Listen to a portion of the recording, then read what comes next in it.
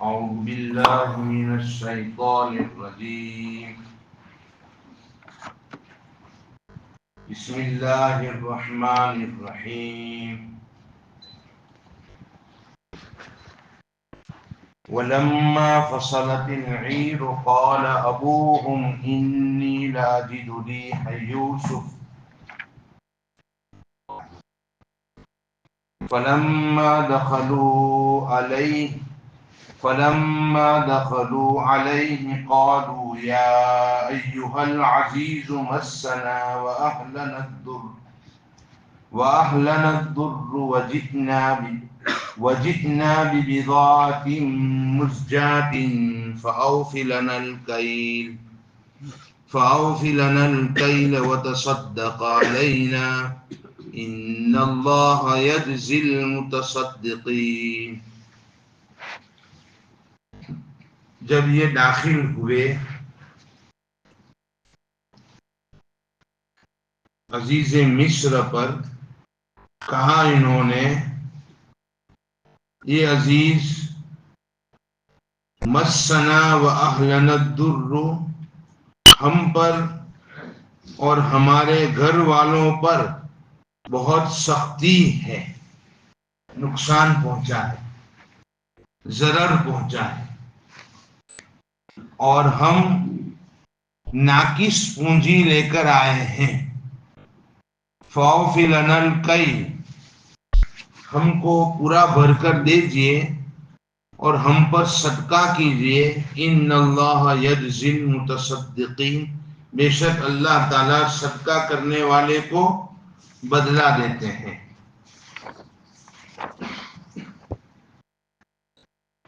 اس سے پہلے حضرت یعقوب علیہ السلام نے جب یہ کہا کہ میں میرے غم کو اور میری شکایت کو میں اللہ کے حوالے کرتا ہوں،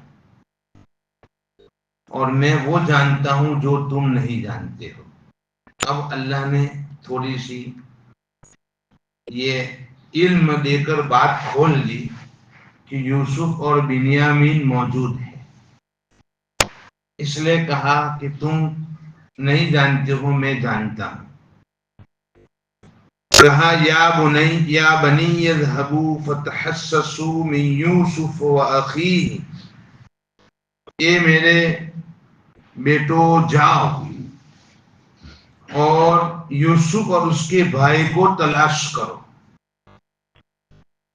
ولا تیأسوا من روح اللہ، تم یہ کہو گے کہ یہ بڈھا تو یوسف کو چھوڑتا ہی نہیں ہے، لیکن میں اللہ کی رحمت سے نا امید نہیں ہوں، تم بھی اللہ کی رحمت سے نا امید نہ ہو. انہ لا یأس من روح اللہ الا القوم الکافرون، اللہ کی رحمت سے نا امید تو کافر لوگ ہوتے ہیں، مومن اللہ کی رحمت سے نا امید نہیں ہوتا ہے. ایمان جو ہے خوف اور رجا دونوں کے بیچ میں ہے. ہمارے اعمال پر نظر کریں تو پکڑے جانے کا اندیشہ ہے، لیکن فضل پر نظر کریں تو چھٹکارے کا اندیشہ ہے کہ اللہ نے ہم کو توفیق تو دی، تو یہ توفیق ہی نظر کرتے ہوئے کہ یہ توفیق جو اللہ نے فضل سے دی ہے ہم کو اعمال کی، اس سے انشاءاللہ نجات ہو جائے. تو دونوں خوف بھی ہیں اور رجا، ایمان ان دونوں کے بیچ میں ہوتا ہے، خوف بھی ہوتا ہے اور امید بھی ہوتی ہے. جوانی میں خوف زیادہ ہونا چاہیے تاکہ گناہ نہ کریں، اور بڑھاپے میں یہ امید زیادہ ہونی چاہیے کہ اب تو اللہ تعالیٰ معاف کر دیں گے. یہ دونوں چیزیں ہیں. حضرت یعقوب علیہ السلام نے فرمایا اللہ کی رحمت سے نا امید تو کافر لوگ ہوتے ہیں، ان کو اللہ کی رحمت سے کوئی امید نہیں ہوتی ہے. مومن کو امید ہے، فضل اللہ کے فضل کی امید ہوتی ہے. اب یہ لوگ مصر کی طرف چلے. جب یوسف علیہ السلام نے کہا کہ تم ڈھونڈو، تو پہلے کہاں جائیں گے؟ بنیامین کو لینے ہی جائیں گے. چونکہ وہ مصر میں ہے معلوم ہے، کہا چلو جائیں گے اور جو کچھ تھوڑی پونجی ہے وہ لے کر چلو، وہاں جائیں گے اور مانگیں گے، اگر بادشاہ کے دل میں رحم آیا تو ہم بنیامین کو تو پہلے لاویں، اس کے بعد یوسف کو دیکھیں گے۔ اس لیے مصر کی طرف چلے۔ جب مصر کی طرف چلے ہیں، انہوں نے وہاں جا کر کہا اے بادشاہ، ہم لوگوں کو قحط پہنچا ہوا ہے، ضرر پہنچا ہوا ہے، ہم لوگ بہت پریشان ہیں، ہم بھی اور ہمارے گھر والے بھی۔ حالات سنائے، یوسف علیہ السلام پر کیا گزرتی ہوگی، اپنے گھر کے حالات سنے اور یہ کہا بہت عاجزی سے کہ وجئنا ببضاعۃ مزجاۃ، ہم ناقص پونجی لے کر آپ کے پاس آئے ہیں۔ مزجات کہتے ہیں ایسے سکے کو جو بازار میں نہ چلے، یعنی نقلی نوٹ۔ تو نقلی سکے ہمارے پاس ہیں، اس کے علاوہ کچھ ہے نہیں۔ بضاعۃ مزجاۃ، کھوٹے سکے ہیں جو بازار میں چل نہیں سکتے، وہی بچا ہوا ہے۔ فَأَوْفِ لَنَا الْكَيْلَ، آپ پورا دیجئے۔ وَتَصَدَّقْ عَلَيْنَا، اور ہم پر صدقہ کیجئے۔ إِنَّ اللَّهَ يَجْزِي الْمُتَصَدِّقِينَ، اللہ تعالیٰ صدقہ دینے والے کو بدلہ دیتے ہیں۔ صدقہ دینے والے کو کیا بدلہ ملتا ہے؟ صدقہ دینے والے کو اللہ رب العزت دنیا میں بھی عطا فرماتے ہیں اور آخرت میں بھی عطا فرماتے ہیں۔ صدقات سے اصل میں بلائیں دور ہوتی ہے، بلا دور ہوتی ہے، رد بلا کو اللہ تعالیٰ دور کرتے ہیں، مصائب دور ہوتے ہیں۔ اس لیے صدقے کے ذریعے سے آدمی اپنے مصائب کو دور کر سکتا ہے۔ جب بھی کوئی مسئلہ پیش آوے تو آدمی صدقہ کرے، گناہ ہو جاوے تو بھی توبہ کے ساتھ صدقہ کرے، کیونکہ صدقے سے اللہ کا عذاب بھی دور ہوتا ہے۔ مثلا کوئی کام ہو گیا تو بھی صدقہ کرے۔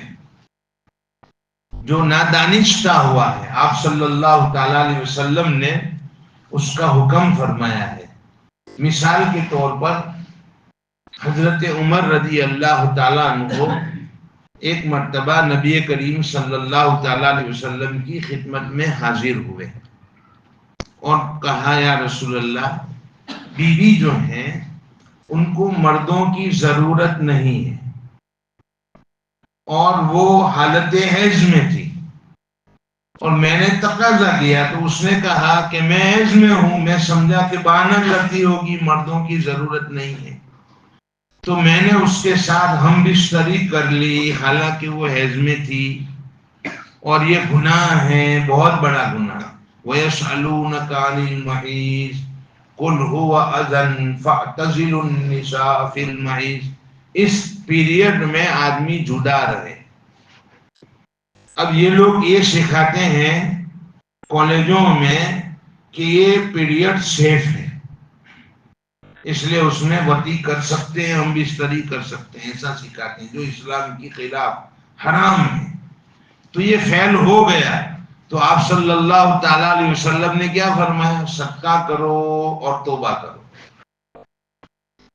نصف دینار اور 1 دینار صدقہ کا حکم ہے، ان کو کم دینار صدقہ کرنے کا حکم دیا، خمس دینار، لیکن ایسا ہو جاوے غلطی سے تو نصف دینار اور 1 دینار صدقہ کرنے کا حکم ہے، اور اس کا حساب بعد میں آپ کو بتاؤں گا 1 دینار کتنا ہوتا ہے۔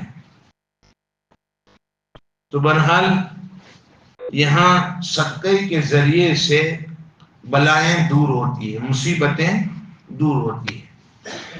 یہ اس لیے کہا کہ وہ جانتے نہیں تھے کہ سامنے والا بادشاہ مسلمان ہے کہ نہیں ہے، اس لیے انہوں نے کہا ان اللہ یجزی المتصدقین، صدقہ کرنے والے کو بدلہ دیتے ہیں، دنیا میں مصائب دور ہوتے ہیں اور آخرت میں اللہ ثواب دیتے ہیں۔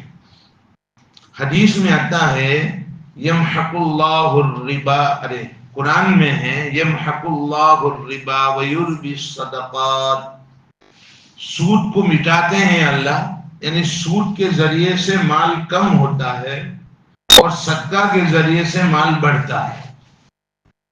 ہماری آنکھیں کیا کہتی ہیں کہ اگر میرے پاس 1000 روپے ہوں اور سود کے انٹرسٹ کے اگر پیسے آئے 100 روپے تو 1100 ہو گئے، اور 1000 روپے ہیں اور میں نے 100 روپے صدقہ کر دیے تو 900 ہو گئے۔ تو یہ الٹا ہے، قرآن کہتا ہے کہ نہیں، سود کے ذریعے سے مال کو ہم مٹاتے ہیں اور صدقہ کے ذریعے سے ہم مال کو بڑھاتے ہیں۔ یہ یقین رکھنا چاہیے۔ آنکھوں کا دھوکہ ہے، یہ آنکھ کا دھوکہ ہے۔ ما نقص الصدقۃ من مال، حدیث میں آیا کہ صدقہ مال کو کم کرتا نہیں ہے، آپ خرچ کرو گے اللہ دے گا۔ تو ان اللہ یجزی المتصدقین۔ اب یہاں ایک سوال ہے، سوال یہ ہے کہ انبیاء کے لیے اور اولاد انبیاء کے لیے صدقہ جائز نہیں ہے، تو انہوں نے کیوں کہا کہ صدقہ دیجیے؟ یہاں صدقہ سے مراد کچھ تخفیف کیجیے کہ یہ ہماری جو مونڈی ہے، جو ہم لے کر آئے ہیں، کھوٹے سکے ہیں، اس کے بدلے میں کچھ غلہ تو مل سکتا نہیں ہے، لیکن تھوڑا سا ہم پر رحم کیجیے، خیال کیجیے اور خیال کر کے ہم کو دے دیجیے، یہی صدقہ ہے۔ صدقہ نہیں مانگا بلکہ اس کے بدلے میں پورا دے دیجیے، تو یہ گویا کہ تخفیف کیجیے ہمارے معاملے میں، اس کو صدقہ سے تعبیر کیا۔ اور دوسرا قول یہ ہے کہ صدقہ جو ہے وہ صرف نبی کریم صلی اللہ علیہ وسلم اور آپ صلی اللہ تعالی علیہ وسلم کی اولاد اور آپ کا خاندان جو بنو ہاشم ہے ان لوگوں کے لیے درست نہیں ہے۔ 5 ہیں بنو ہاشم کے لیے، آل عقیل کے لیے 5 ہیں خاندان، جو حدیث میں آتا ہے، کتابوں میں فقہ میں لکھا ہے، ان خاندان کو دینا درست نہیں ہے صدقہ۔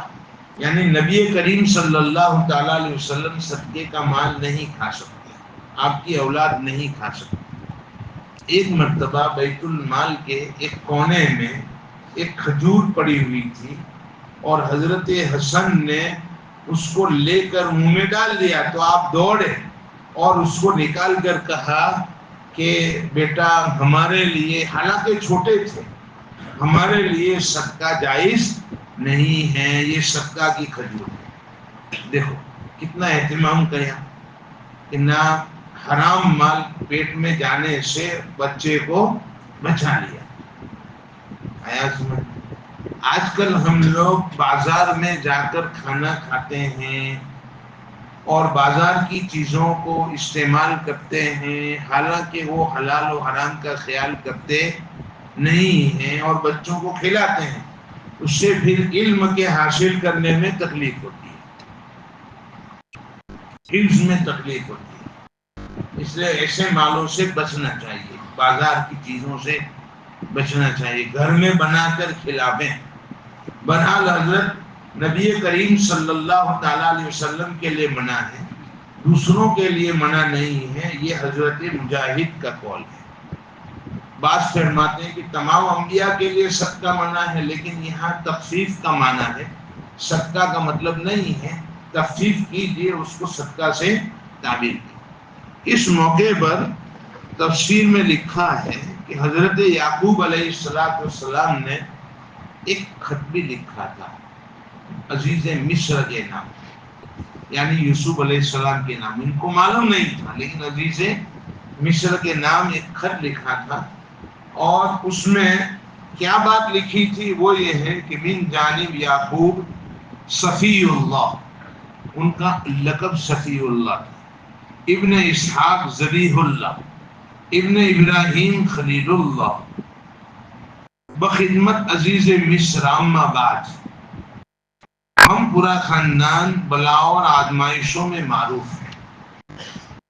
میرے دادا ابراہیم خلیل اللہ کا نمرود کی آگ سے امتحان لیا گیا، پھر میرے والد اسحاق کا امتحان لیا گیا، اور پھر میرے ایک لڑکے کے ذریعے میرا امتحان لیا گیا جو مجھ سے سب سے زیادہ محبوب تھا، یہاں تک کہ اس کی مفارقت میں، جدائی میں میری بینائی جاتی رہی۔ اس کے بعد ایک چھوٹا بھائی مجھے غم زدہ کی تسلی کا سامان تھا، جس کو آپ نے چوری کے الزام میں گرفتار کر لیا۔ اور میں بتلاتا ہوں کہ ہم اولاد انبیاء ہیں، نہ ہم نے کسی کی چوری کی ہے اور نہ ہمارے اندر کوئی چور ہے، چور پیدا ہی نہیں ہوا ہے۔ والسلام، اخیر میں بس یہ لکھ دیا۔ حضرت یوسف علیہ السلام نے جب یہ خط پڑھا تو کانپ اٹھے اور بے اختیار رونے لگے، اور اب راز ظاہر کر دیا اور وقت بھی آ گیا تھا۔ حضرت اللہ کی طرف سے حضرت یوسف علیہ السلام کو یہ بھی کہہ دیا گیا تھا کہ اب امتحان پورا ہوا ہے، اس لیے راز فاش کر سکتے ہیں، تو راز فاش کر دیا۔ کہا هل علمتم ما فعلتم بیوسف واخی اذ انتم جاہلون، کیا تم جانتے ہو تم نے یوسف کے ساتھ اور ان کے بھائی کے ساتھ کیا معاملہ کیا جبکہ تم ناواقف تھے، نادان تھے؟ اب انہوں نے کہا، غور سے دیکھا، قالوا انک لانت یوسف قال انا یوسف وہذا اخی، بھائی بولے کیا آپ یوسف ہو؟ کہا ہاں میں یوسف ہوں اور یہ میرا بھائی ہے۔ قد من اللہ علینا انہ من یتق ویصبر فان اللہ لا یضیع اجر المحسنین، اللہ نے ہم پر احسان کیا ہے، جو بچتا ہے، تقوی اختیار کرتا ہے اور صبر کرتا ہے، اللہ تعالیٰ اس کے اجر کو ضائع نہیں کرتے ہیں، اس لیے کہ اللہ تعالیٰ محسنین کے اجر کو ضائع نہیں کیا کرتا۔ یہ حضرت یوسف علیہ السلام نے مختصر اپنا تعارف کروایا۔ اب دیکھو یہاں پر حضرت یوسف علیہ السلام نے کیا کیا؟ قد من اللہ علینا، اللہ نے ہم پر احسان کیا ہے۔ یہ نہیں کہا کہ میں بہت تکلیفوں سے گزرا ہوں، غلام بنایا گیا، مجھ پر آزمائش آئی، قید میں ڈالا گیا، یہ سب انہوں نے جو اپنے حالات تھے وہ ذکر نہیں کیے، اس کے بعد جو اللہ کا انعام ہے اس انعام کو ذکر کیا۔ سمجھ میں آ رہا؟ اس سے معلوم ہوتا ہے کہ آدمی پر مصیبت آتی ہے اور پھر اللہ تعالیٰ مصیبت دور کر کے حالات اچھے لے آتے ہیں، تو بھی وہ حالات اچھے ہوں تو اپنی پچھلی مصیبتوں کے دن ہی کو گایا کرتا ہے، ایسے ایسے حالات آئے تھے، یہ صحیح نہیں۔ اپنی اولاد کو بتائیں کہ بھائی تم تو دیکھو یہ اچھے حالات ہیں لیکن ہمارے حالات تو ایسے تھے، ویسے تھے، ہم یوں پریشان تھے، ہم یوں پریشان تھے۔ ارے بھائی اب جو اللہ نے انعام کیا ہے اس کو دیکھو۔ سورہ عادیات میں ہے ان الانسان لربہ لکنود، کنود کس کو کہتے ہیں؟ بے شک انسان البتہ ناشکرا ہے۔ کنود اسی کو کہتے ہیں کہ انعام ملنے کے باوجود جو اگلے حالات تھے، جو پریشانی کے حالات تھے، ان پریشانی کے حالات کو یاد کرتا ہے، اب اس کو چھوڑ دے، اب انعام مل گیا ہے، اب حالات اچھے ہیں تو اس میں اللہ کا شکر ادا کرے۔ تو حضرت یوسف علیہ السلام نے یہی کہا، اور پھر یہ کہا کہ جو تقوی اختیار کرتا ہے اور صبر کرتا ہے تو اللہ اس کو نوازتے ہیں، اس لیے کہ اللہ رب العزت اجر کو ضائع نہیں کرتے۔ اب یہاں پر ایک سوال ہوتا ہے. سوال یہ ہے کہ حضرت یوسف علیہ السلام نے خود اپنے بارے میں یہ کہا کہ ہم میں تقوی اور صبر موجود ہے. یہ کہا انہ من یتقی، تو اس کو اللہ تعالیٰ یہ انعام دیتے ہیں. ہم نے تقوی بھی تھا اور صبر بھی تھا تو انعام ملا. صبر تو ان کی تکلیفوں پر اور جو حالات آئے ان میں، اور تقوی اختیار کیا کہ زلیخا جیسی بیوی عورت بلا رہی تھی لیکن وہ ان کی طرف گئے نہیں، عورتوں کی طرف مائل ہوئے نہیں اور ان سے بچے رہے، تو اللہ نے اس کے بدلے میں یہ انعام دیا. تو یہ اپنی بڑائی بیان کرنا ہوا. تو اس کا جواب یہ ہے تقوی، گناہ سے بچنا، تکلیفوں پر صبر کرنا، یہ دو صفت بیان کی انہوں نے. اس کا جواب یہ ہے کہ ایک ہوتا ہے بڑائی اور تکبر کہ میں متقی ہوں اور اپنے کو بڑا سمجھے، میں نمازی ہوں اور اپنے کو بڑا سمجھے، میں عالم ہوں اور اپنے کو بڑا سمجھے. اور ایک ہوتا ہے تحدیث بالنعمت، اللہ کی نعمت کا اظہار کہ اللہ کا شکر ہے، اللہ کی نعمت ہے کہ اللہ نے ہم کو نمازی بنایا ہے. وہ اپنی بڑائی کو بیان نہیں کرتا ہے بلکہ اللہ کا احسان اور شکر مان کر اس کو ظاہر کرتا ہے. یا اللہ کا احسان ہے کہ اللہ نے ہم کو عالم بنایا ہے. اللہ کا احسان ہے کہ اللہ نے ہم کو عالم بنایا. ہم جن والا میں اسکول میں جاتے تھے تو بہت ساتھی تھے ہمارے. تو ہم لوگ جو ہے یہاں سے نکلے ٹفن لے کر اور ایک آدھ دو پیریڈ کرے اور پھر اس کے بعد ONGC پر میچ دیکھنے کے لیے چلے گئے اور وہاں ٹفن کھا گئے. یہ پتا چل گیا والد صاحب کو. تو کہا بنو گے کہ پڑھو گے؟ میں نے کہا پڑھوں گا. تو کہا جاؤ محنت سے پڑھو. تو ان ساتھیوں میں سے اللہ نے ہم کو منتخب کر لیا. اگر میں یوں کہوں تحدیث بالنعمت کے طور پر کہ اللہ نے ہمارا انتخاب کیا کہ بھائی آپ پڑھنے کے لیے ہو تو یہ درست ہے، تکبر کے لیے ہو تو یہ جائز نہیں ہے. تو حضرت یوسف علیہ السلام کو اللہ نے تقوی دیا، صبر دیا، یہ صفات اللہ نے دی، اس کا اظہار کیا.